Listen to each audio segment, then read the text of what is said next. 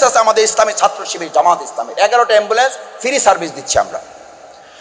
এমন জায়গা থেকে ফোন আসে, বলে যে ভাই তার এক সন্তান থেকে কানাডা, এক সন্তান থেকে ইংল্যান্ড, আর এক মেয়ে থাকে ফ্রান্সে, তারা মেসেজ দিয়েছে টাকা যা লাগে আমরা দিব, আপনারা দাফনের ব্যবস্থা করেন, আমাদের হাতে সময় নাই।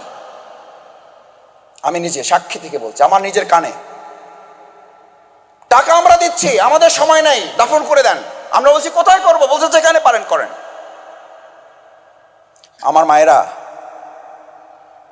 আমার মায়েরা যারা আসছেন, আমার এই কন্যাদেরকে সামনে রেখে পৃথিবী এখন স্লোগান তোলে না, please give me a good mother, I will give a good nation. কোথায় পেয়েছে স্লোগান? ইংরেজিতে বললে মনে করে আরে বাপরে বাপ, শফিকুল ইসলাম মাসুদ টুকটাক ইংরেজিও জানে। আরে ভাই, ইংরেজি কথাটা তো ইংরেজি না, এটা তো আরবিতে, এটা তো আল্লাহর বিধান। আমি দেখেন আমি এই ইসলামিক ফাউন্ডেশনের কথা বললাম না, আমার উপস্থিত বক্তৃতায়, যেটা আবার বলছি, আমি প্রধানমন্ত্রীর কাছ থেকে তখন মেডেল নিয়েছি, এখান থেকে তো শুরু হয়েছে। ফাউন্ডেশনে তো উপজেলা থেকে বক্তৃতা করতে করতে আমাকে ঢাকায় যেতে হয়েছে। আমার এখানে প্রতিযোগিতার কম্পিটিশনের টপিক পড়েছিল জাতীয় সঙ্গীত।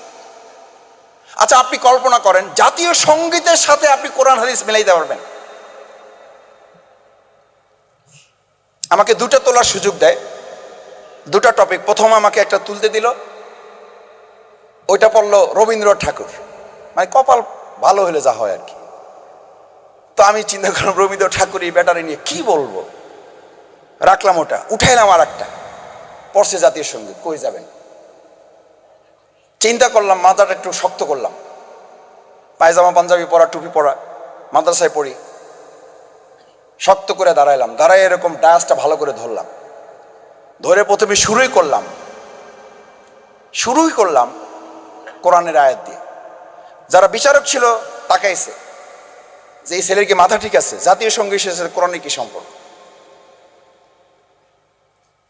আমি সেই পুরো বক্তৃতা শোনানোর জন্য আপনাদেরকে এখানে দাঁড়াই নি, আমি চ্যালেঞ্জ দিতে, আমি তোমাদেরকে একটা চ্যালেঞ্জ ছুড়ে দেওয়ার জন্য, এই চ্যালেঞ্জটা তোমাদেরকে মাথায় নিতে হবে।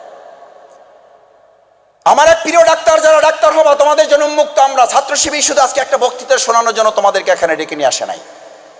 একটা ক্রেশ দেখি আমার হাতে, একটা ক্রেশ তোমাদের হাতে দেওয়ার জন্য তোমাদেরকে ডাকায় নাই। তোমার হাতে এটার ক্রেশটের দাম সর্বোচ্চ আমি জানি না 100 টাকা হইতেও পারে, না হইতে। তুমি বাড়িতে বসে 300 টাকা এর চেয়ে সুন্দর একটা ভালো ক্রেস্ট বানাইয়ে বাড়িতে রাখার মতো তৌফিক তোমাদের সবাই আছে। এই ক্রেস্টের মূল্যটা কি ওই 500-1000 টাকার চেয়ে কম না বেশি?